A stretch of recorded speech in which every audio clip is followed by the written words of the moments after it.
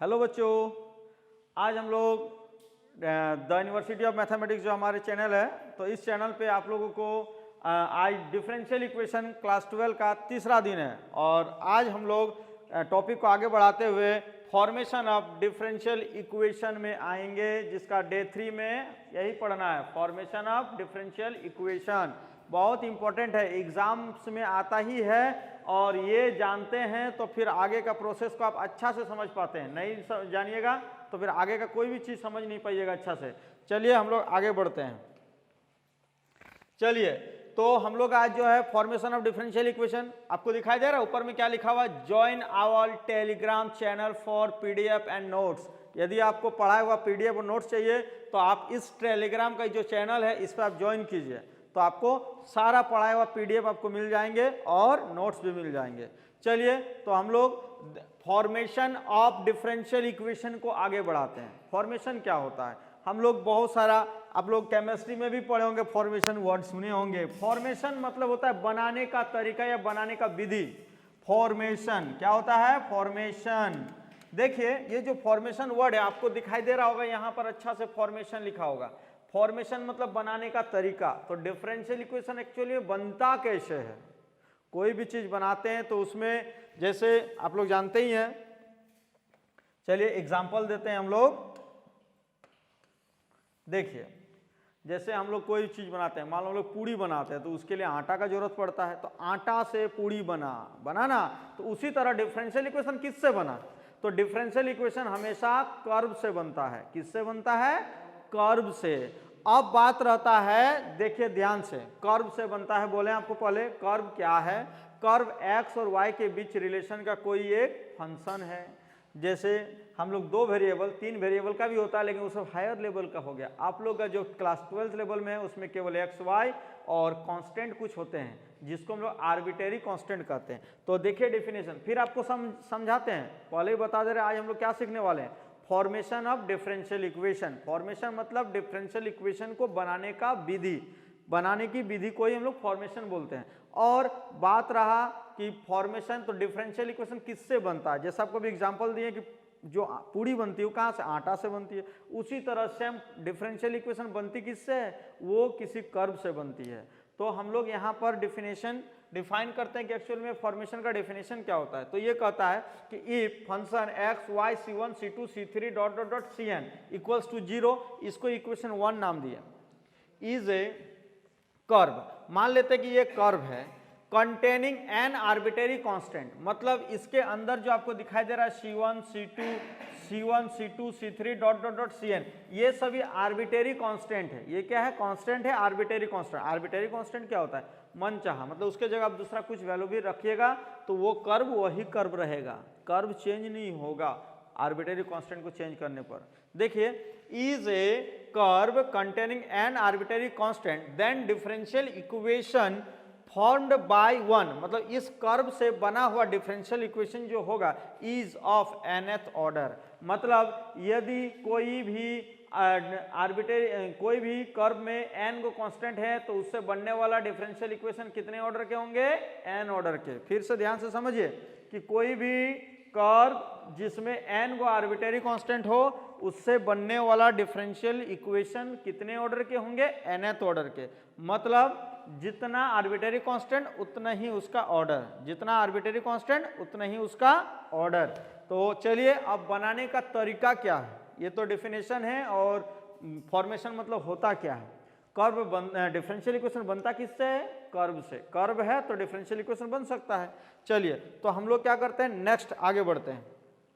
चलिए, यहाँ पर है how to form a differential equation, मतलब कोई एक डिफरेंशियल इक्वेशन को कैसे बना सकते हैं, क्या स्टेप्स है, किसी कर्व का डिफरेंशियल इक्वेशन को बनाने में क्या क्या स्टेप्स को फॉलो करते हैं। आप घर में खाना बनाते तो आप स्टेप्स को फॉलो करते हैं ना, कि पहले ये करना फिर वो करना। उसी तरह डिफरेंशियल इक्वेशन को बनाइएगा तो उसमें कुछ स्टेप्स है जो आपको फॉलो करना पड़ेगा, तब आपको फाइनली वो डिफरेंशियल इक्वेशन फॉर्म्ड हो जाएगा। देखिए कुछ स्टेप्स जो हम दिए हुए हैं, देखिए स्टेप्स 1, गिवन कर्व इज, मतलब पहले तो गिवन कर्व को लिखेंगे जो कर्व दिया हुआ है, जिस कर्व का हमको डिफरेंशियल इक्वेशन चाहिए वो कर्व यदि आपको पता नहीं है तो फिर डिफरेंशियल इक्वेशन बना ही नहीं सकते हैं। तो सबसे पहले आपको कोई बोलेगा डिफरेंशियल इक्वेशन फॉर्म करो ना, तो आप पूछेगा दीजिए कर्व, कर्व के बिना डिफरेंशियल इक्वेशन नहीं बन सकता है। तो चलिए, तो गिवन कर्व इज ये है, इसको इक्वेशन 1 माने हैं, और यहाँ हम ब्रैकेट में लिखे हैं, मतलब वो कंपलसरी नहीं है, लेकिन आप अपना बुद्धि के लिए right the number of arbitrary constant, आपको जान लेना है कि उस कर्व जो दिया गया है उसमें कितने आर्बिट्रेरी कांस्टेंट है। तो हम लोगों को पता है कि n गो है, कैसे, ऑलरेडी हम लोग C1 C2 dot dot dot Cn ये सब आर्बिट्रेरी कांस्टेंट लिए हैं। चलिए, अब सेकंड स्टेप में क्या करना है कि डिफरेंशिएट करना है इक्वेशन 1 को, जो कर्व है उसी को, कितने टाइम्स, n टाइम्स। बोलोगे सर n टाइम्स क्यों लिए आप, क्योंकि n को आर्बिट्रेरी कांस्टेंट है, जितना आर्बिट्रेरी कांस्टेंट रहेगा उतना टाइम्स डिफरेंशिएशन करना पड़ेगा। और यहाँ लिख भी दिए हैं, देखिए, according as number of arbitrary constant, मतलब आर्बिट्रेरी कांस्टेंट जितने होंगे उसके अकॉर्डिंग ही हमको डिफरेंशिएट करना है। 2 आर्बिट्रेरी कांस्टेंट तो डिफरेंशिएट करना है 2 टाइम्स, 2 बार डिफरेंशिएट करना। और यहाँ लिख दिए we will have n+1 equations. बोलोगे सर n+1 इक्वेशंस क्या, देखिए अभी हम डिफरेंशिएशन नहीं किए हुए हैं, तो ऑलरेडी मेरा कर्व को एक इक्वेशन मान चुके हैं। अब n बार करेंगे तो हर एक बार में एक एक इक्वेशन मिलेगा, तो n को मिलेगा, n बार डिफरेंशिएट करने से ऑलरेडी एक प्रेजेंट है, तो टोटल कितना इक्वेशन हो गया, n+1 इक्वेशंस। और हम लोग लास्ट में क्या लिखे हुए हैं, स्टेप 3 में क्या लिखे हैं, वी इलिमिनेट, हम लोग क्या करते हैं, इलिमिनेट करते हैं ऑल द आर्बिट्रेरी कांस्टेंट, जितने भी आर्बिट्रेरी कांस्टेंट दिखाई दे रहे हैं सबको इलिमिनेट करना होगा यूजिंग n+1 इक्वेशंस। जो हमारे पास n+1 इक्वेशंस रहेंगे उन इक्वेशनों का यूज करके हमको किसी भी तरह से, किसी भी बुद्धि से हम लोगों को वो आर्बिट्रेरी कांस्टेंट को इलिमिनेट करना होगा। आप इलिमिनेट किसी भी तरह से कर सकते हैं। और स्टेप 4 लिखे finally we get differential equation of 1, और ये सभी स्टेप्स को फॉलो करेंगे तो हम लोगों को डिफरेंशियल इक्वेशन मिल जाएगा। अब बात रहा कि ये तो समझ में आया, लेकिन एक क्वेश्चन बना दें तो आपको और ज़्यादा समझ में आएगा। चलिए एक क्वेश्चन को हम लोग बनाते हैं। देखिए, हाँ यहाँ हम नोट में लिख भी दिए हैं, क्योंकि भूलिएगा नहीं, number of arbitrary constant in given curve equal to order of differential equation formed by given curve. जो कर्व दिया हुआ है उस कर्व का आर्बिट्रेरी कांस्टेंट की संख्या जितनी होगी उतने ही उसी के इक्वल होंगे order of differential equation formed by given curve. मतलब जो कर्व दिया हुआ है उससे बनने वाला जो डिफरेंशियल इक्वेशन होगा उसका ऑर्डर भी उतना ही होगा जितना उस गिवन कर्व में आर्बिट्रेरी कांस्टेंट होंगे। ऑर्डर यही है।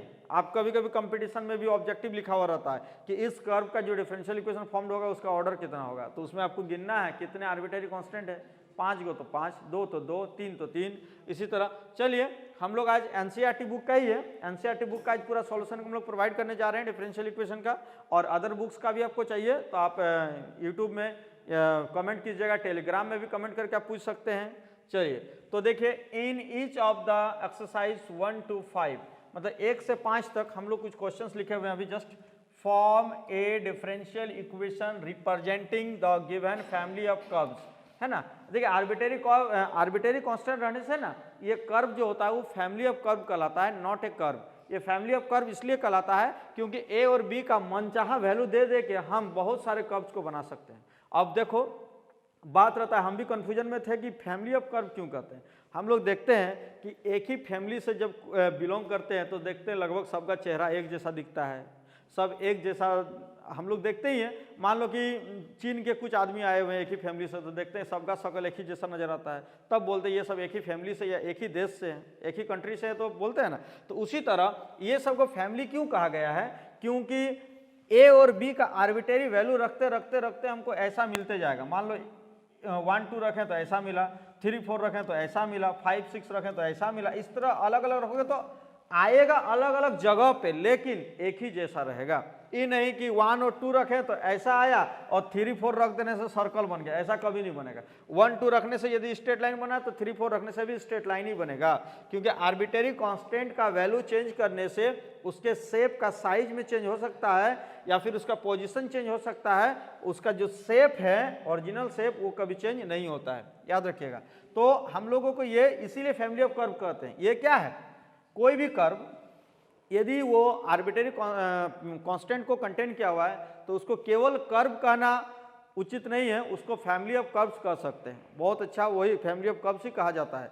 चलिए तो हम लोगों को इस कर्व का डिफरेंशियल इक्वेशन को फॉर्म करना है। तो देखिए यहाँ लिख के बोल ही दिया है कि इलिमिनेट भी करना है। हम लोगों को आइडिया है ही कि इलिमिनेट करना होता है, लेकिन ये बोल भी दिया है कि इलिमिनेट करके ही बनाना है। चलिए ये अच्छी बात है, लेकिन ये मत उम्मीद रखिएगा कि हर जगह इलिमिनेट करने बोलेगा, नहीं भी बोलेगा तो हम इलिमिनेट करेंगे, क्योंकि बिना इलिमिनेट का डिफरेंशियल इक्वेशन नहीं बनता है।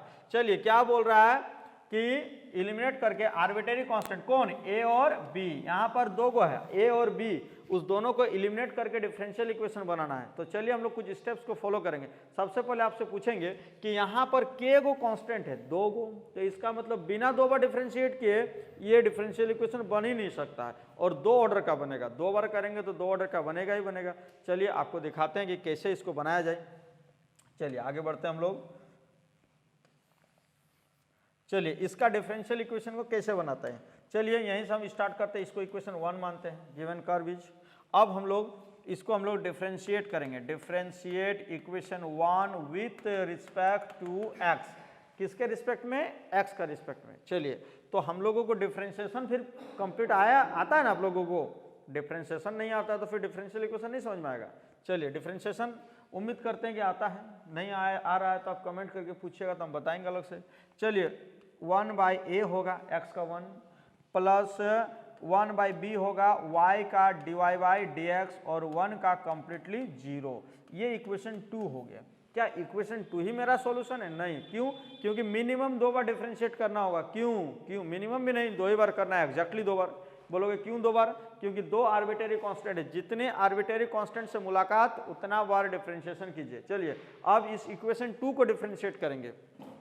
Differentiate equation 2 with respect to x, तो हमको क्या दिखाई दे रहा है, ये तो 0 हो जाएगा, 1/a का 0 डिफरेंशिएशन, 1/b तो कांस्टेंट है बाहर हो जाएगा, dy/dx का डिफरेंशिएशन d2y/dx स्क्वायर, और RHS में 0 है तो 0 ही रहेगा।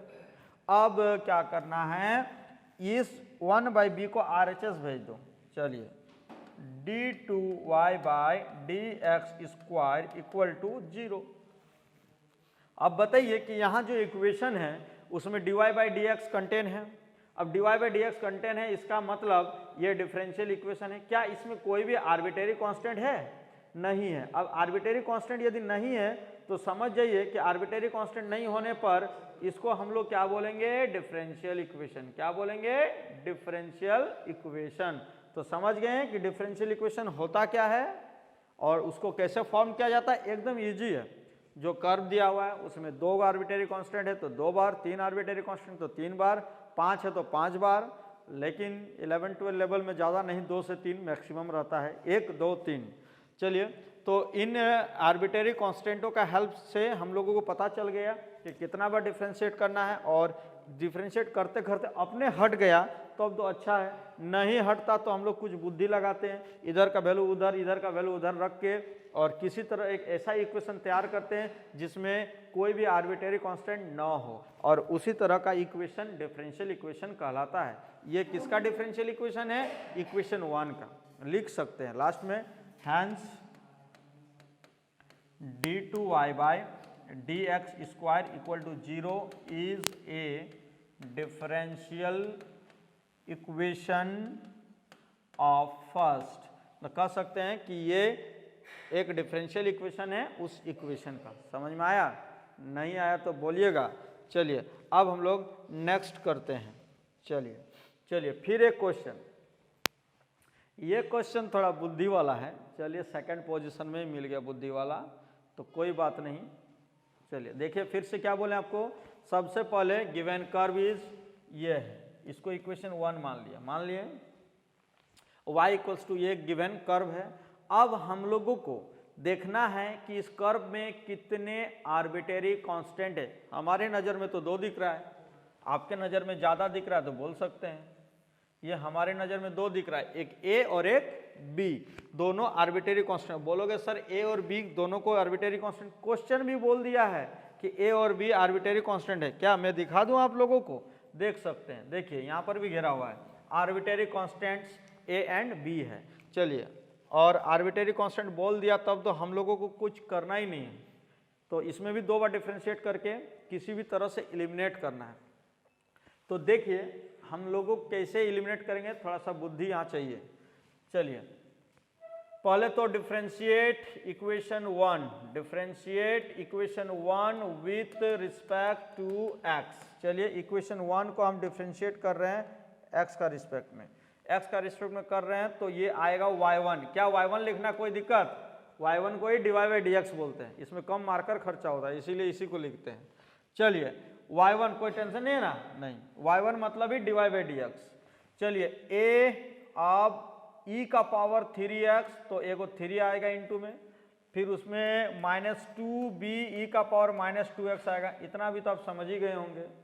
इसको इक्वेशन 2 मानिए, फिर अगेन डिफरेंशिएट कीजिए, again differentiate equation 2 with respect to x। तो हम लोगों को आएगा y2 मतलब d2y/dx²।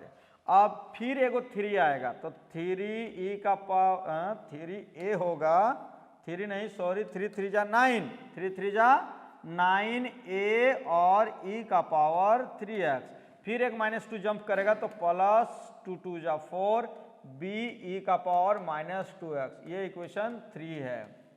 अब और एक बार डिफरेंशिएशन करना है क्या? नहीं नहीं नहीं, कभी मत, गलती से भी नहीं कीजिएगा। क्यों? 2 आर्बिट्रेरी कांस्टेंट, 2 बार डिफरेंशिएशन, उससे ज़्यादा नहीं। अब आप बुद्धि लगाइए कि किसी भी हालत में इक्वेशन 1, 2 और 3 का यूज हो और ए बी सी हट जाए, ए बी सी नहीं सॉरी ए बी हट जाए और एक ऐसा इक्वेशन बन जाए जिसमें dy/dx या d2y/dx² हो। d2y/dx² तो हो ही हो, नहीं होगा तो फिर उसका ऑर्डर कम हो जाएगा ना। चलिए तो देखिए बहुत ऐसा कर्व है जिसमें इजीली रिमूव्ड हो जाते हैं ए और बी, जैसे इससे पहले वाला में डिफरेंशिएशन किए हो, अपने ए और बी हटा दिया, लेकिन यहाँ पर हटने का कोई नाम ही नहीं ले रहा है। तो इसके लिए आपको हम एक बुद्धि बता रहे हैं, इस बुद्धि को थोड़ा ध्यान दीजिएगा, है ना। हम छोटा भी बुद्धि सिखाते हैं, जैसे 2/2 डिफरेंशिएट का। देखिए इस साइड में हम यहाँ पर एक बुद्धि आप लोगों को सिखा रहे हैं, ध्यान दीजिएगा कि मान लो कि ax + by = 0 है, हाँ 0 ही समझ है ना, 0। और यहाँ पर मान लो cx + dy, ये dy डिफरेंशिएशन वाला नहीं समझिएगा, d और y है और =0 है। तो हम लोगों को x और y को हटाना है। क्या हटाना है? मतलब उस चीज को हटाना है जो दोनों जगह कॉमन है, जो दोनों जगह कॉमन है। तो हम लोग तो बचपन में पढ़े हुए हैं, देखिए x और y को हटाएंगे तो कैसे हटाएंगे? x का वैल्यू आएगा इस इक्वेशन से, देखिए इक्वेशन 1 है ना, x का वैल्यू हमारे हिसाब से -by/a आएगा। अब -by/a को इक्वेशन 2 में पुट करेंगे, फ्रॉम टू देखिए c और x है तो x की जगह -by/a और +dy = 0। अब यहाँ से y कॉमन ले लेते हैं, चलिए तो आएगा -bc/a और +d = 0। अब ये y को डिवाइड कर दिए तो -bc और a को यहाँ ले आएंगे तो ad और होल बाय a आएगा =0। तो हम लोग क्या कर सकते हैं कि इस a को भी 0 बना के ad - bc = 0, मतलब रिमूव करके जो हमारा इक्वेशन आया वो इस तरह से आया। और हम लोग थोड़ा सा ये भी बुद्धि आपको दिखा सकते हैं कि ये जो है ना ad, तो हम उसको ऐसा डिफरेंशियल इक्वेशन बना सकते हैं ad और bc। आप लोग डिटर्मिनेंट पढ़े हैं कभी जी? डिटर्मिनेंट यदि पढ़े होंगे तो आपको पता होगा कि इसका वैल्यू इधर से इसको इंटू करके इधर से इसको इंटू, तो ad - bc देख सकते हैं, ad - bc। अब बात रहा कि bc में हम इस b को यहाँ जंप करा देते हैं और यहाँ c को, तो भी कोई दिक्कत नहीं है, वही आएगा bc। अब देख सकते हैं कि उस दोनों इक्वेशन को आप देखिए, इस दोनों को देखिए, उसमें क्या हुआ है, जिसको रिमूव करना है उसको नहीं लिया हुआ है। देखिए वो भी क्या x दोनों में x है, तभी उसको हटाना है, y को हटाना है, तो उसको हटा के जो 4 को कोफिशिएंट है उसका सेम पोजीशन में हम डिटर्मिनेंट ले लिए हैं और इससे इंटू करेंगे तो हटा हुआ पोर्शन आ जाएगा। तो हम लोगों को जो 3 इक्वेशन है उसको इस प्रकार से लिखेंगे कि जो हम लोगों को हटाना है वो चीज़ को नहीं लिखेंगे, बाकी सब लिखेंगे। चलिए अब देखते हैं कि क्या होता है। चलिए इसको हटा दें, कोई दिक्कत नहीं है, नहीं तो बगल में रख देते हैं। तुम लोग बोलेगा सर दिक्कत हो रहा है। चलिए ये हम बगल में रख देते हैं कहीं पर, हैं आप लोगों को PDF में मिल जाएगा, थोड़ा स्मॉल भी कर देते हैं। चलिए अब हम लोग इस क्वेश्चंस को आगे बढ़ाते हैं। इक्वेशन 1, 2 और 3 को एकदम सुइटेबल फॉर्मेट में लिखेंगे। इक्वेशन 1, 2 और 3 को एकदम सुइटेबल फॉर्मेट में लिखेंगे। चलिए इक्वेशन 1 को लेते हैं, इक्वेशन 1 को लेते हैं। इक्वेशन 1 इम्प्लाइज, देखिए बोलोगे सर 1 को कैसे लीजिएगा, हम लोग यहाँ पर देख के पहले इसी पोर्शन को और y को लेफ्ट ले आएंगे तो 0 हो जाएगा, या फिर इसी दोनों को आप लेफ्ट ले आ सकते हैं, आपका मर्जी। चलिए y हम रखते हैं, y हम रखते हैं। चलिए देखिए y इधरे रखते हैं, -a(e⁻³ और -b(e⁻²x = 0, यही है। अब देख लीजिए एकदम अच्छा से, हाँ यही है। अब यहाँ पर देखिए y1 है, इस दोनों को लेफ्ट साइड ले आना है। चलिए अब हम लोग क्या करेंगे, y1 देखिए यहाँ इक्वेशन 2 इम्प्लाइज करेगा, ये y1 हो गया, ये उधर से आएगा तो -3a(e⁻³ और ये हो गया तुम्हारा माइनस माइनस प्लस हो जाएगा 2b(e⁻²x = 0, समझे ना। अब देखिए इक्वेशन 3 इम्प्लाइज, ये y2 था और ये -3 3 जा 9 a(e⁻³ यहाँ पर फिर माइनस होगा, 2 दूनी 4 b(e⁻²x = 0। मेरा एक्सपीरियंस यही कर रहा है, आप देख सकते हैं कि क्या यही सब है। चलिए देखते हैं, हाँ दोनों प्लस है, दोनों माइनस हुआ होगा, देखो गारंटी है। चलिए अब हम लोग रिमूव करना चाहते हैं a और b को। देखो ना a और b क्या, जो कॉमन है वो आपका हट जाएगा, जो कॉमन है वो आपका आप हटा सकते हैं। देखिए तो आपको चलिए कॉमन है तो भी और नहीं लीजिएगा तो भी, देखिए हम लोगों क्या करते हैं तो eliminate a, b from equation 1, 2 and 3 using determinant, लिख सकते हैं using determinant।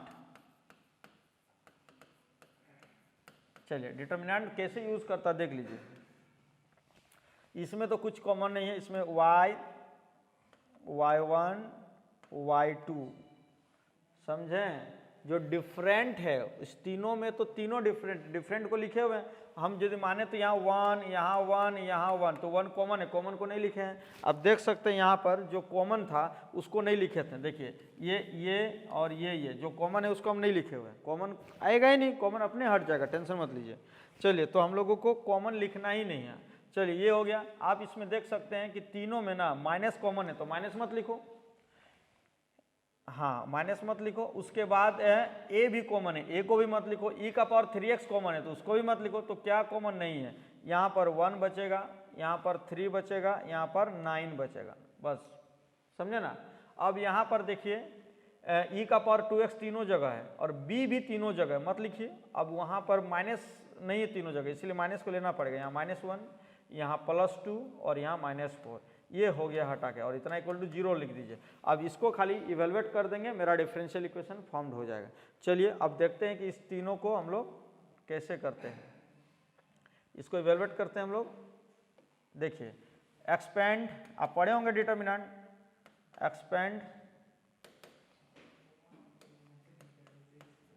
Expand from R1 ही कर दो। देखिए y बाहर, रो डिलीट, कॉलम डिलीट, 3 4 12, -9 2 जा 18 हुआ ना। चलिए और हम लोग फिर आते हैं -1 बाहर, row delete, column delete, -4 y1, row column delete -4 y1 और ये हो जाएगा -2 y2। अब देखिए -1 बाहर, फिर इसका रो और कॉलम डिलीट, 9 y1 -3 y2 = 0।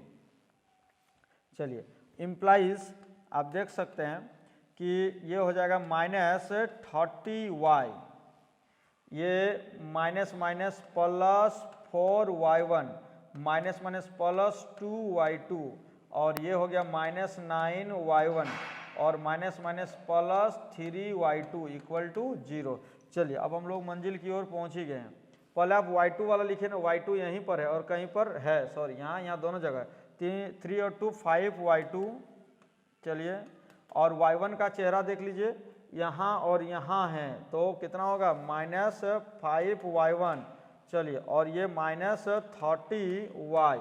चलिए इक्वल्स टू 0। आपको दिखाई दे रहा है 5 कॉमन से, 5 कॉमन ले लीजिए, ये y2 माइनस y1 और माइनस 6y इक्वल्स टू 0। अब आप फाइनली क्या कर सकते हैं कि ये जो 5 है 0 चल जाएगा। अब y2 को आप d2y बाई dx स्क्वायर लिख दीजिए माइनस dy बाई dx और माइनस 6y इक्वल टू 0। यही मेरा डिफरेंशियल इक्वेशन है जो फॉर्म्ड हुआ है, यही हम लोग का डिफरेंशियल इक्वेशन है, समझे।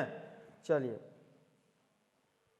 तो इसमें थोड़ा सा आप लोगों को बुद्धि दिमाग लगाना पड़ा। डिटर्मिनेंट का जो एलिमिनेशन शायद आप लोगों को इससे पहले पता नहीं था, तो इसी कारण से यदि आपको इससे पहले पता नहीं था तो इसको ध्यान से देखिएगा, रिपीट करके देखिएगा, यदि नहीं समझ में आएगा तो, और लास्ट में आप कमेंट कीजिएगा तो मैं फिर आपको अलग से बता दूंगा इस मेथड को, जो इसमें हम लोग डिटर्मिनेंट का यूज़ करके कैसे हम लोग एलिमिनेट करते हैं और कब जरूरी होता है डिटर्मिनेंट का यूज़ करना।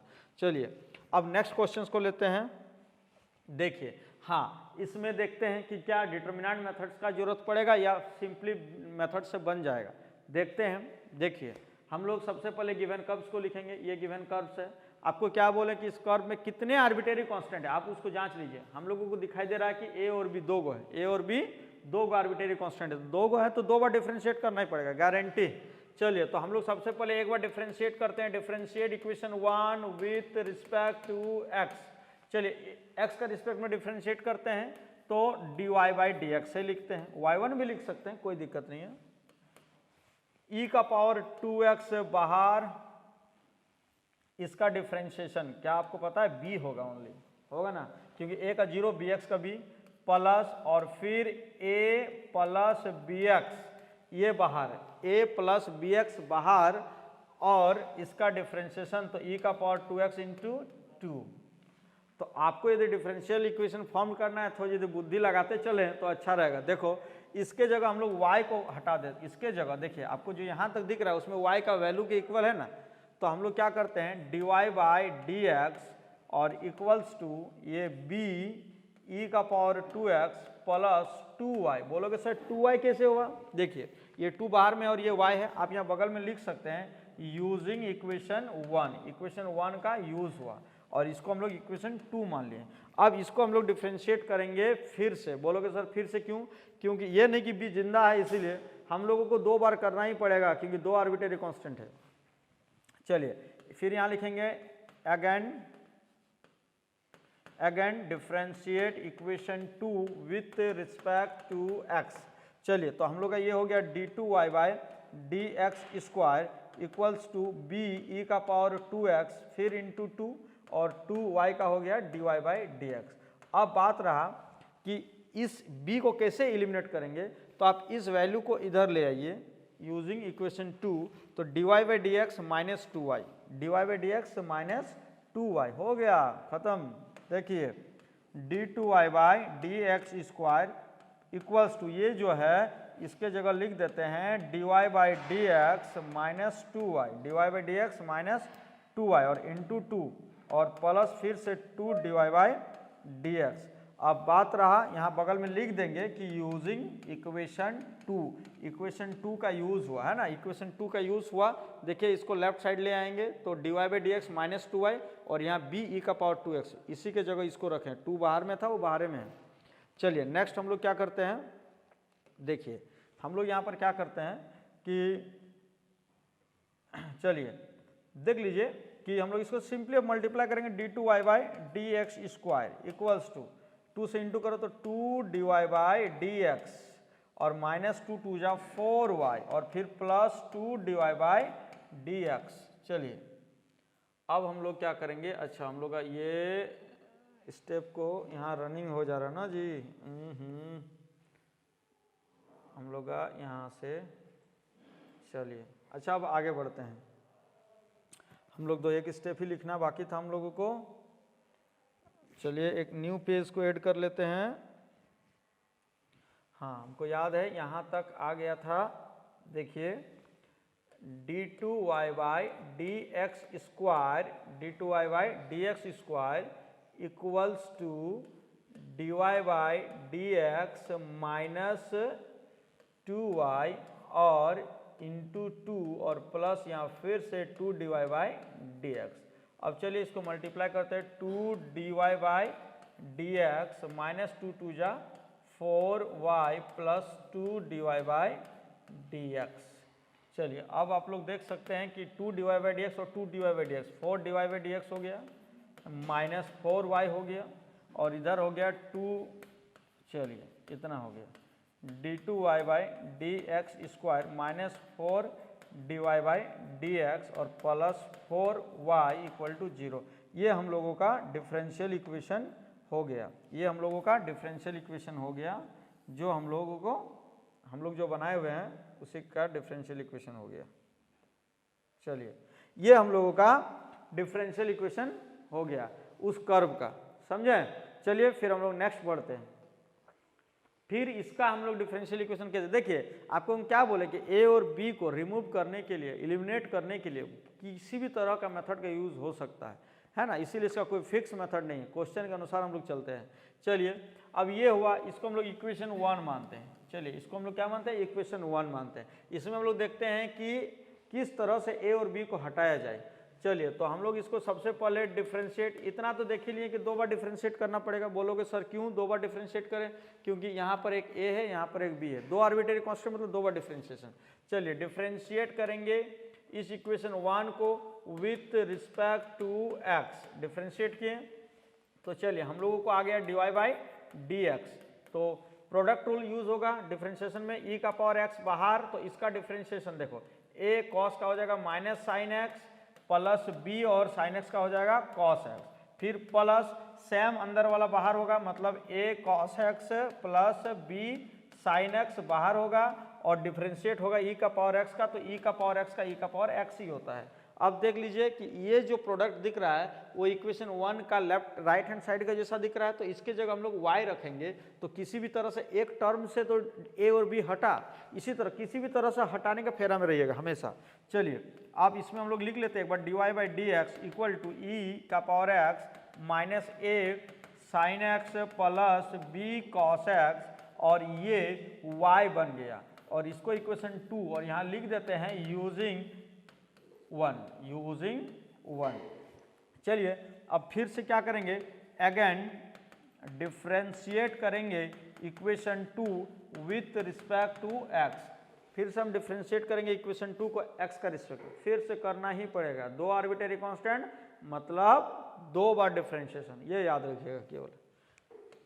चलिए d2y by d x square, अब प्रोडक्ट रूल फिर इसमें लगेगा तो e का पावर x बाहर, इसका डिफरेंशिएशन करें तो हो जाएगा माइनस a साइन का हो जाएगा cos x और फिर cos का माइनस साइन x हो गया इतना और फिर प्लस, अब प्रोडक्ट में फिर ये बाहर होगा minus a sine x plus b cos x और e का पावर x का e का पावर x ही होगा। सेम प्रोडक्ट रूल देख लीजिए, ये बाहर इसका डिफरेंशिएशन प्लस ये बाहर इसका डिफरेंशिएशन, अभी y बेचारा साइड में है, अभी उसका अलग से करना होगा, फिर y का हो जाएगा dy बाई डी एक्स। आप देख सकते हैं कि हम लोग एक स्टेप यहाँ ले लें, नेक्स्ट स्टेप जाते हैं, नेक्स्ट पेज में जाते हैं क्या।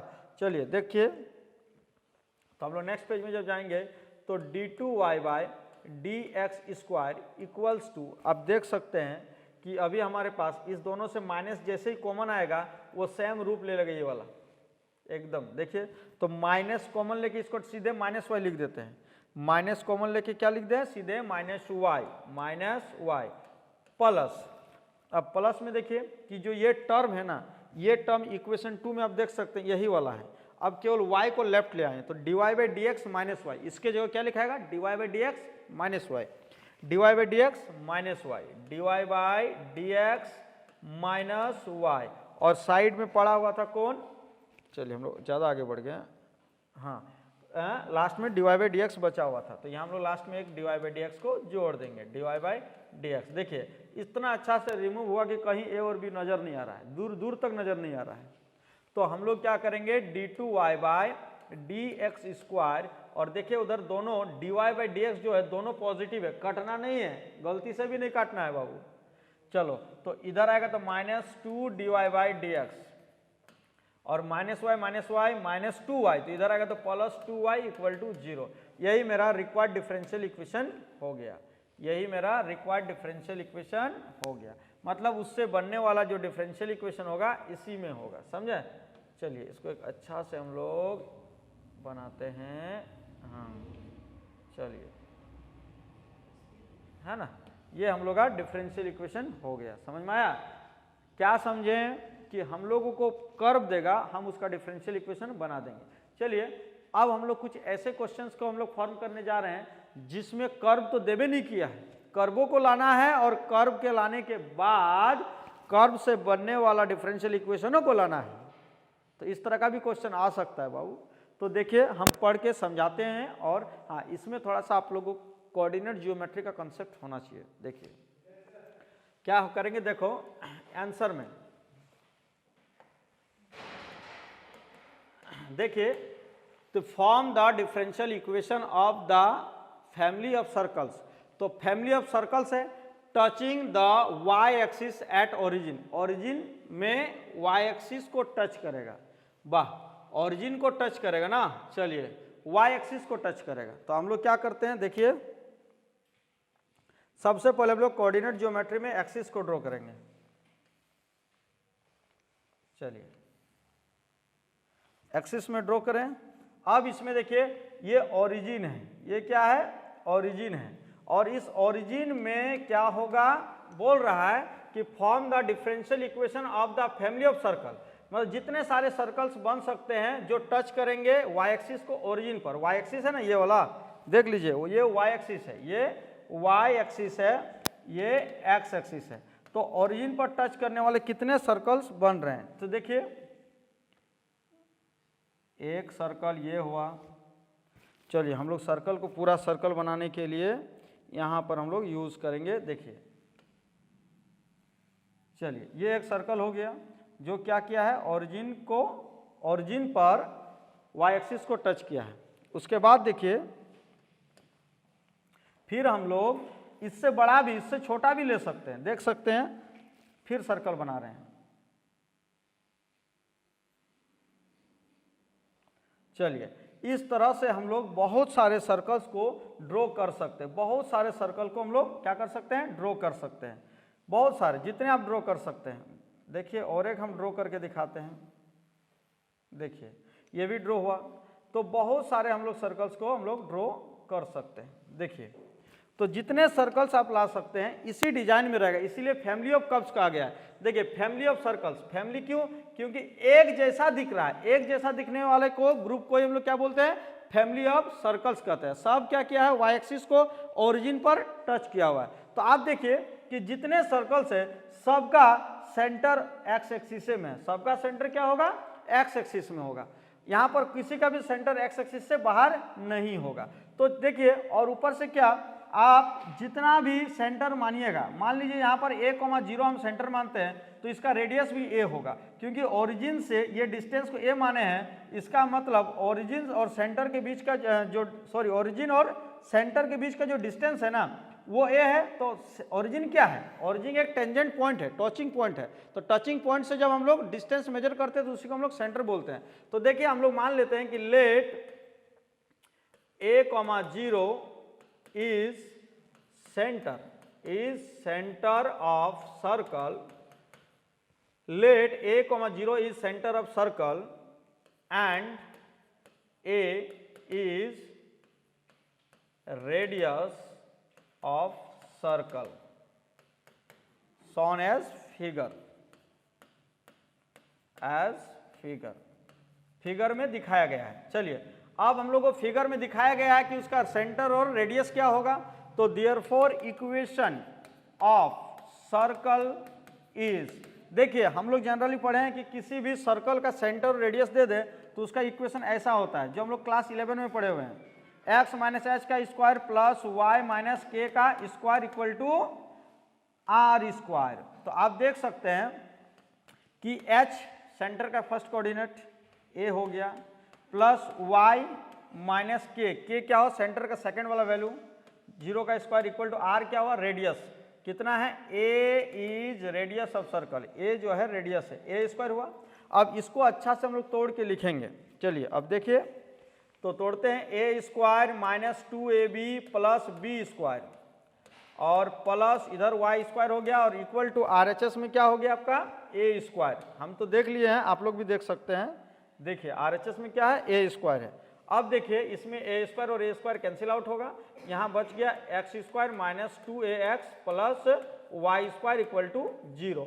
अब ये जो डिफरेंशियल इक्वेशन बना, सॉरी ये डिफरेंशियल इक्वेशन नहीं बना, ये अभी कर्व बना हुआ। अब इस कर्व को हम लोग डिफरेंशिएट करेंगे और इसका डिफरेंशियल इक्वेशन को फॉर्म करेंगे। तो आप इसको देख के बता सकते हैं कितने आर्बिट्रेरी कांस्टेंट है। तो हम लोग यहाँ जो सेंटर लिए थे वही हम लोग मनचाहा सेंटर लिए थे, तो सेंटर में जो है a था वही आर्बिट्रेरी है। अब जितना सेंटर लेंगे मनचाहा उतना हमको रेडियस अब उतना ही लेना पड़ेगा। आप केवल सेंटर को ही मनचाहा ले सकते हैं या तो आप रेडियस को मनचाहा ले सकते हैं, दोनों को अलग अलग नहीं ले सकते क्योंकि उस तरह का फिगर में आप दोनों अलग अलग ले ही नहीं सकते हैं।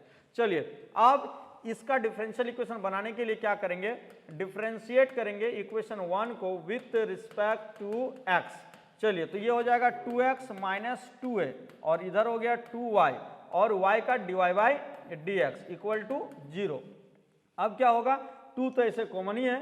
अब आप यहाँ से एकदम सिंपल कर सकते हैं, क्या जानते हो, इस 2a को RHS भेज दीजिए। चलिए तो यहाँ 2x plus 2y dy by dx equal to 2a और हम लोग क्या कर सकते हैं, इसको इक्वेशन 2 मान लो। आपको बताए थे कि कोई भी कर्व होगा तो कर्व में जितने आर्बिट्रेरी कांस्टेंट होंगे उतने ही बार डिफरेंशिएट करना है, उससे ना ज़्यादा ना उससे कम। तो जैसे एक था तो एक बार डिफरेंशिएट किया, हमारे पास 2 इक्वेशन आए। अब इस दोनों इक्वेशन का हेल्प लेके किसी भी तरह से आर्बिट्रेरी कांस्टेंट को हटाना है। तो जैसे 2a का वैल्यू है, इस 2a का वैल्यू को इक्वेशन 1 में सब्स्टिट्यूट कर देंगे। तो putting value of 2a in equation first, तो हम लोगों को क्या हो जाएगा जानते हो, एक्स स्क्वायर माइनस, अब 2a का वैल्यू है यहाँ अच्छा से लिखा हुआ है 2x plus 2y dy by dx और यहाँ हो गया x plus y square equal to 0। देखिए इस इक्वेशन में कहीं भी a नहीं दिख रहा है, और तो a नहीं दिख रहा है मतलब a एलिमिनेट हो गया। अब a एलिमिनेट हो गया तो इसको थोड़ा सा खाली आप अरेंज करके लिख दीजिए, आपका आंसर हो गया। देखिए ये इंप्लाइज करके हम लिखते हैं एक्स स्क्वायर, इसको मल्टीप्लाई करते हैं तो 2x स्क्वायर और प्लस प्लस नहीं है माइनस होगा, क्यों जानते हो कि ये माइनस मल्टीप्लाई होगा तो प्लस माइनस माइनस। अब 2xy dy बाई dx और plus y square equal to 0 implies. ये देखिए अब हम लोग वाई स्क्वायर पॉजिटिव है तो उसको सबसे पहले लिखेंगे। बोलोगे सर ये भी तो पॉजिटिव है, नहीं, इसमें जब ये सब्ट्रैक्ट होगा तो नेगेटिव आएगा क्योंकि इसका वैल्यू ज़्यादा है। तो माइनस एक्स स्क्वायर और minus 2xy dy by dx equal to 0। यही हम लोग का उस कर्व का डिफरेंशियल इक्वेशन हो गया जो क्वेश्चन में दिया गया था। देखिए कर्व जो दिया गया था वो बाय लैंग्वेज था, कर्व जो था वो बाय लैंग्वेज था, ना कि कर्व को डायरेक्ट दे दिया था। हम लोग लैंग्वेज को पढ़ के कर्व को निकाले। चलिए हम लोग क्या किए, कर्व को निकाले लैंग्वेज को पढ़ के। तो उसी तरह का बहुत सारा क्वेश्चंस हम लोग के पास है। देखिए और भी क्वेश्चंस हैं। अब ये नहीं कि हर बार सर्कल का ही रहेगा, वो सर्कल का डिफरेंशियल इक्वेशन था। अब इसके बाद देखिए ये हम लोग का जो क्वेश्चन है, form the differential equation of the family of parabolas. Parabola का जितना भी फैमिली है, फैमिली मतलब एक ही जैसा पैराबोला ड्रॉ होगा, having vertex at origin and axis along the positive y axis. आपको पता है पैराबोला आप जरूर पढ़े होंगे, तो पैराबोला में क्या होता है देख लीजिए। चलिए हम लोग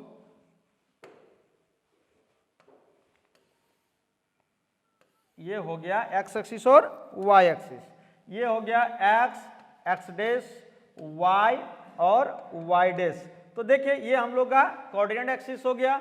अब इसमें से हम लोगों को क्या करना है, पैराबोलास लेना है जिसका वर्टेक्स ओरिजिन पे ही हो, ये ओरिजिन पर ही आके मुड़ेगा। चलिए तो ओरिजिन पे मुड़ेगा, तो ओरिजिन पे तो चारों पैराबोला ओरिजिन से ही मुड़ सकता है। तो चारों मतलब 4 टाइप का पैराबोला होता है, left handed, right handed, upward और डाउनवर्ड। तो हम लोग क्या करते हैं कि parabola having vertex at origin, ठीक है, लेकिन एक्सिस जो होगा वो पॉजिटिव डायरेक्शन होगा, मतलब वो अपवर्ड पैराबोला ही होगा, वो जो होगा वो अपवर्ड पैराबोला ही होगा इस तरह से। तो अपवर्ड पैराबोला जब होगा वो देखिए हम लोग इसको थोड़ा अच्छा से मूव करके लिखते हैं, चलिए ये थोड़ा ढंग से लिखा गया। इसी तरह से आप साइज छोटा बड़ा करके आप बहुत सारे कर्व्स को ड्रॉ कर सकते हैं। देखिए और भी ड्रॉ कर सकते हैं हम लोग ऐसा, ये भी पैराबोला है, बहुत सारा, इसी को फैमिली ऑफ पैराबोलास। तो याद रखिएगा, तो इससे जितना भी ड्रॉ होगा सबका जो होगा फोकल लेंथ, फोसी जिसको बोलते हैं फोकस, तो फोकस हमेशा ये 0, a होगा। बोलोगे सर 0, a, क्योंकि इसका फोकस हमेशा कहाँ पर, वाई एक्सिस में लाई करेगा।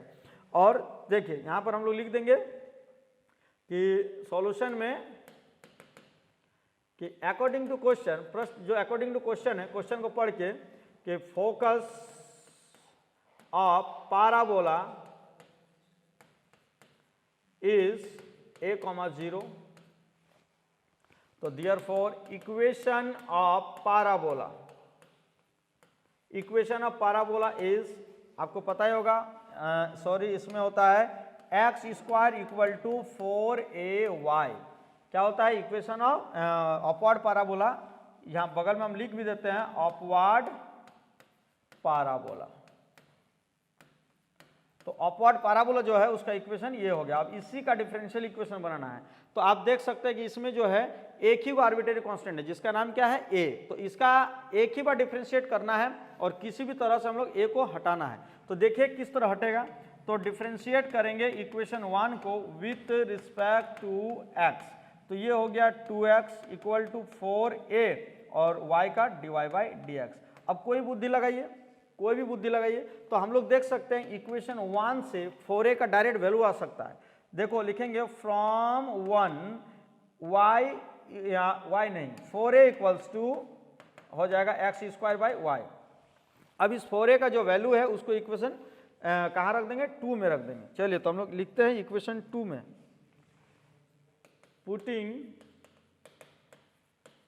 Value of 4a means x² y in equation 2 we get, equation 2 में रखेंगे तो हमको क्या मिलेगा, देखिए तो इक्वेशन 2 में पहले हम लोग जाएंगे, यहाँ पर देख सकते हैं 2x = 4y dy/dx है, तो 2x = 4a मीन्स हो गया x² y और यहाँ dy/dx।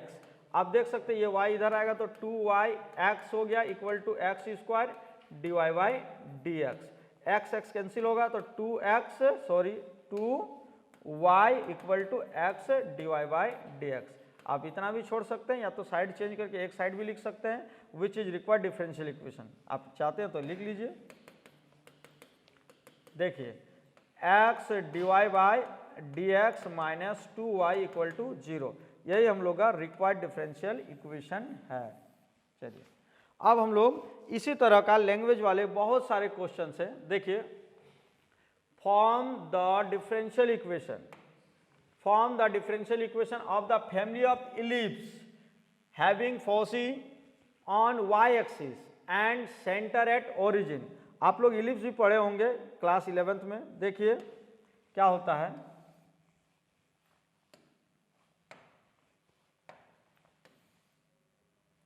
चलिए देखिए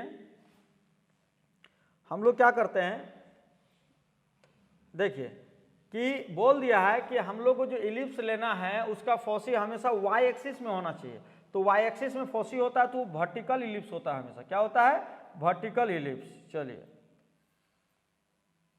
हम लोग क्या करेंगे, वर्टिकल इलिप्स लेंगे। चलिए इसका सेंटर हम लोगों को ओरिजिन में करना है, क्योंकि बोल दिया सेंटर एट ओरिजिन, तो हम लोगों को ऐसा लेना है कि सेंटर लगे कि नहीं ओरिजिन पर है।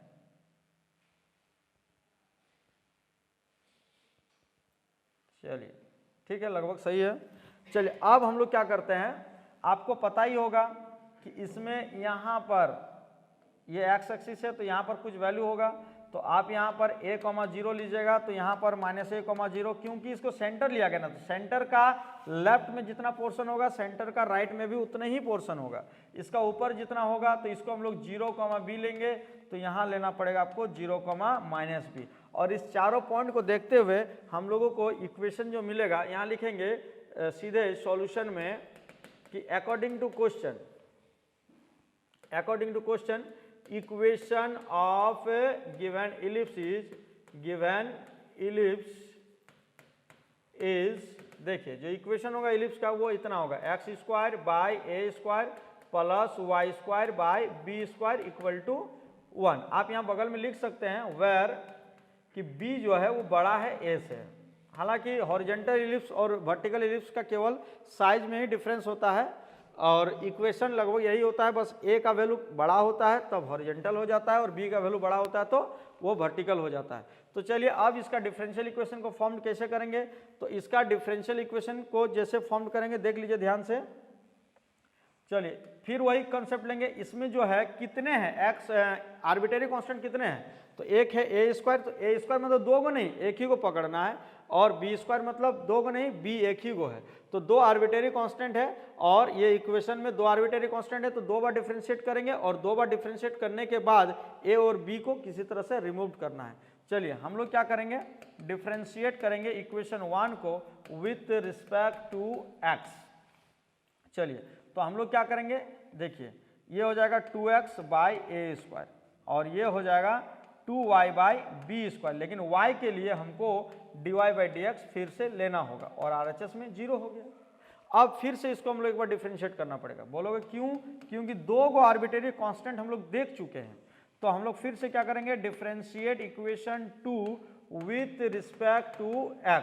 तो ये हो गया 2 बाई ए स्क्वायर प्लस, हाँ यहाँ पर प्रोडक्ट रूल यूज करना पड़ेगा। बोलोगे सर प्रोडक्ट रूल क्यों, क्योंकि y भी वेरिएबल है और dy बाई डी एक्स भी वेरिएबल है, तो 2 बाई बी स्क्वायर। अब इसका जैसे प्रोडक्ट रूल यूज होगा तो y बाहर तो इसका डिफरेंशिएशन तो d2y by d x square हो जाएगा प्लस फिर dy बाई डी एक्स बाहर तो फिर y का क्या होगा, फिर dy by d x equal to 0 equals to 0। चलिए अब हम लोग क्या करते हैं, इससे हम लोग किसी भी तरह से हम लोग a और b को हटाएंगे। तो चलिए क्या कॉन्सेप्ट है, इसको इक्वेशन 3 मानते हैं, इसको इक्वेशन 3 मानते हैं। अब हम लोग क्या करते हैं, इक्वेशन 3 को x से मल्टीप्लाई करते हैं। बोलोगे सर x से मल्टीप्लाई क्यों कीजिएगा, तो x से मल्टीप्लाई जैसे कर देगा तो यहाँ 2x बाई ए स्क्वायर, तो 2x बाई ए स्क्वायर का वैल्यू यहाँ से ले लेंगे और यहाँ पुट करेंगे। चलिए हम लोग यहाँ लिखते हैं multiply equation 3 by x, multiply equation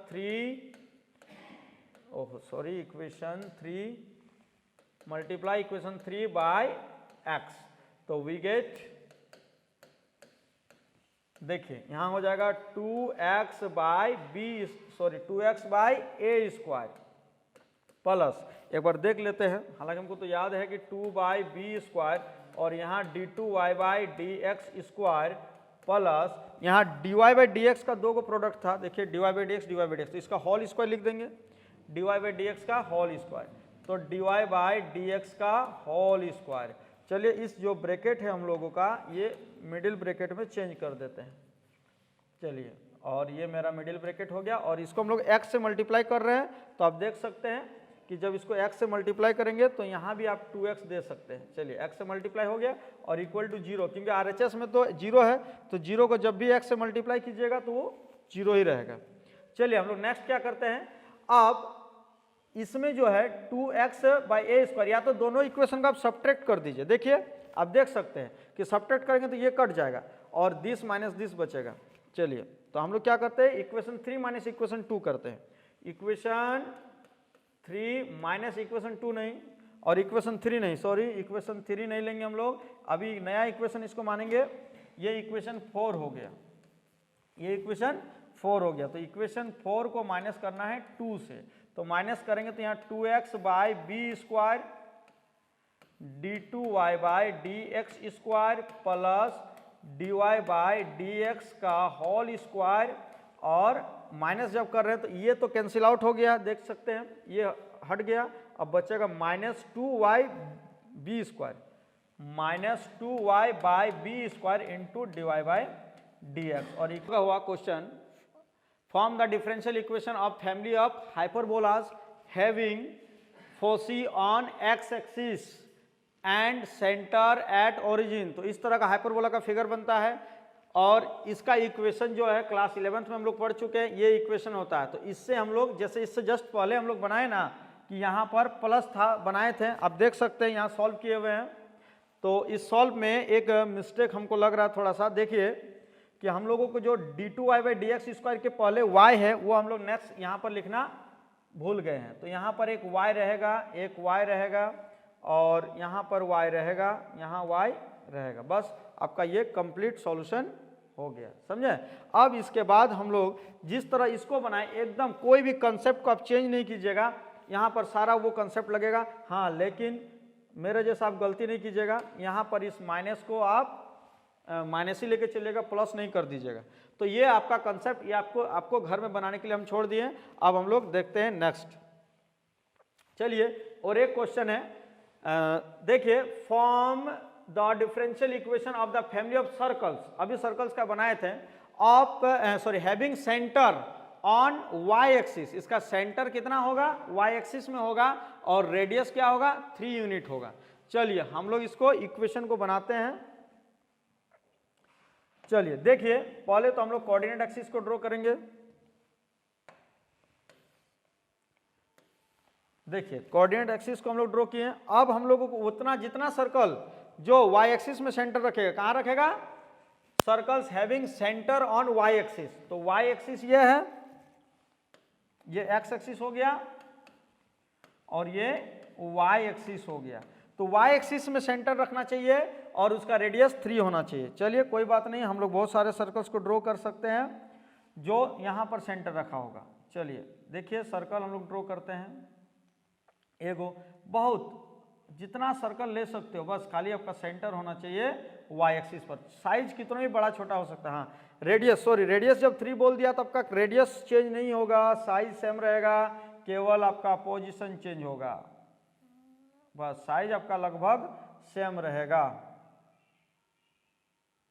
चलिए, तो इस तरह का आपका साइज चेंज होगा, सेंटर चेंज होगा, पोजीशन चेंज होगा, लेकिन साइज सेम रहेगा। मान लीजिए यहाँ पर 0,b है तो वहां पर 0,c रहेगा, ये चेंज होते रहेगा। तो आर्बिट्रेरी आप ए को मान लीजिए, ए या बी, कोई बी या सी कुछ भी ले सकते हैं।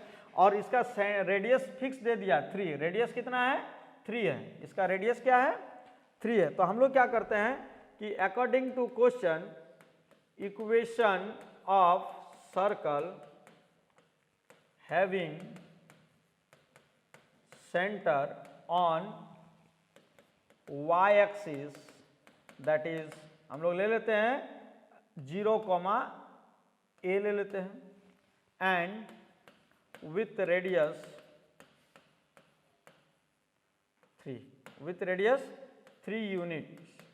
चलिए, तो जब रेडियस 3 यूनिट है तो हम लोग क्या करेंगे, तो देयरफॉर इक्वेशन इज क्या होगा, x माइनस एक्स का कोऑर्डिनेट सेंटर में 0, y माइनस ए हो गया स्क्वायर, और ये 3 का स्क्वायर ही रहेगा, ये रहा। अब आप सिंपली इससे क्या कर सकते हैं, ये हो गया x square plus y minus A का होल स्क्वायर इक्वल टू 9।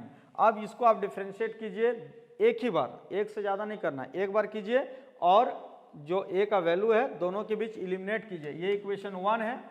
तो हम लोग क्या करेंगे, differentiate equation 1 with respect to x। चलिए, आप चाहते तो इसको तोड़ने के बाद भी कर सकते हैं, यदि आपको ऐसे दिक्कत होगा तो। चलिए हम तोड़ के ही करते हैं, पहले इसको हम तोड़ लेते हैं। चलिए देखिए क्या करते हैं, ए स्क्वायर, ये तो है ही, इसको तोड़ते हैं, A square minus 2ab plus B square equal to 9। चलिए अब इसको एक बार फिर से हम लोग इक्वेशन 1 मानेंगे। यहाँ हटाइए और यहाँ पर इक्वेशन 1 लिखिए, और यहाँ पर हम लोग क्या करेंगे, differentiate equation 1 with respect to x। चलिए, तो यहाँ 2x हो जाएगा, यहाँ 2y dy/dx हो जाएगा, और देख रहे हैं, देखिए ना, यहाँ 2y dy/dx हो गया ना, और इसके बाद क्या है, -2a dy/dx हो जाएगा, -2a dy/dx हो जाएगा। इसके बाद जो है, सॉरी नेक्स्ट हम लोग चल गए हैं, यहाँ देखिए ए स्क्वायर का भी 0 होगा और 9 का भी 0 होगा, तो हम लोगों को यहाँ 0 मिल गया। This equal to 0। अब यहाँ से आपको ए यहाँ और वहाँ कहाँ, मतलब ये इक्वेशन 1, ये 2 और ये 1, इस दोनों के बीच आपको ए को हटाना है, ए को हटाना है। तो चलिए हम लोग क्या करते हैं, ए का वैल्यू यहाँ से निकाल लेते हैं, ए का वैल्यू। चलिए देखिए ये इम्प्लाइज हुआ 2 तो कॉमन ही है, 2 कॉमन ले लिए, x प्लस वाई, और अपना सुविधा के लिए ना dy बाई डी एक्स को हम लोग y1 ले लेते हैं, माइनस 2 तो हट गया, अब a इसके जगह भी y1 ले लेते हैं, मतलब बार बार dy बाई डी एक्स लिखने से ज़्यादा सुविधा होगा। अब 2 को 0 कर देते हैं। चलिए अब ये हो गया x प्लस वाई y1, और उधर चल जाएगा वो तो a y1, अब फिर y1 को डिवाइड में भेज दीजिए, x plus y y1 by y1 equals to a। अब इस a का वैल्यू को इक्वेशन 1 में रखिए। तो हम लोग तो थोड़ा सा ठीक ही किए, यहाँ से भी हम लोग कर सकते हैं, लेकिन ये और ये जो सिमिलर है ना, तो हम इक्वेशन फ्रॉम इक्वेशन 1 लिखेंगे ना, तो इसको भी हम यूज़ कर सकते हैं। चलिए हम लोग क्या लिखेंगे, from equation 1, from equation 1, equation 1 को हम लोग कितना लिखेंगे, X square plus Y minus A का होल स्क्वायर इक्वल टू 9। अब इस ए के जगह इस वैल्यू को लिख देंगे, ए के जगह इस वैल्यू को लिख दीजिए, और नहीं तो चलिए हम लोग जो ओरिजिनल है उसी को ले लेते हैं। आपको हमको लगा कि आपको और ज़्यादा दिक्कत हो जाएगा, इसीलिए चलिए तो हम लोग यहाँ पर क्या करते हैं, फ्रॉम इक्वेशन 1, तो ये एक्स स्क्वायर था plus y square minus 2ay, 2ay, तो a का वैल्यू क्या है, y1 बाई y1, और 2ay, फिर प्लस में a का स्क्वायर है, तो x plus y1 by y1 का होल स्क्वायर और इक्वल्स टू 9 है। अब बस इसको केवल सिंप्लीफाई कर दीजिएगा तो आपका आंसर मिल जाएगा। देखिए x square plus y square minus, चलिए इसको मल्टीप्लाई कर दीजिए, इसको हम लोग मल्टीप्लाई करेंगे तो हो जाएगा, 2 को भी मल्टीप्लाई कर देते हैं और माइनस को बाहर ही रखते हैं, तो 2xy plus 2y square y1 और बाय में y1, और इसको तोड़ देते हैं, ए स्क्वायर प्लस 2ab, तो 2xy y1 plus B square मतलब y स्क्वायर y1 का स्क्वायर और बाय में y1 का स्क्वायर इक्वल टू 9। अब चलिए इसका हम लोग एलसीएम ले लेते हैं, इसका हम लोग क्या करते हैं, एलसीएम ले लेते हैं।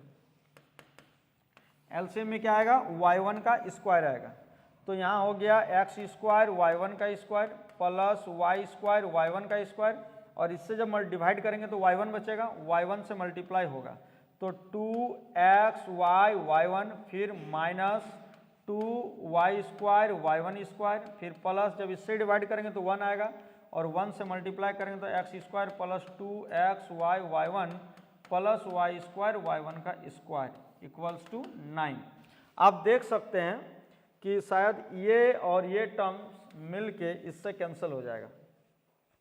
अब जो बचा हुआ टर्म्स है उसमें क्या क्या है, x1 एक्स स्क्वायर y1 का स्क्वायर और नहीं है, उसके बाद हम लोग क्या करते हैं, ये और ये भी शायद कट ही जा रहा है, कट जा रहा है, तो और क्या बचा, प्लस एक्स स्क्वायर और इक्वल्स टू RHS में y1 का 9y1 का स्क्वायर, बस हो गया। अब हम लोग क्या कर सकते हैं, इस दोनों में या तो यहाँ कॉमन लीजिए या तो इस कॉमन आप दोनों में से किधरों ले सकते हैं। जैसे एक्स स्क्वायर कॉमन लिए तो यहाँ dy बाई डी एक्स का होल स्क्वायर, y1 के जगह dy बाई डी एक्स रख दिए और प्लस यहाँ 1 हो गया और यहाँ 9, फिर यहाँ dy बाई डी एक्स का होल स्क्वायर, ये आपका रिक्वायर्ड डिफरेंशियल इक्वेशन हो गया। चलिए और देखते हैं हम लोग। चलिए आज के हम लोग क्लास में इतना ही हुआ। Thank you for watching. इसमें PDF को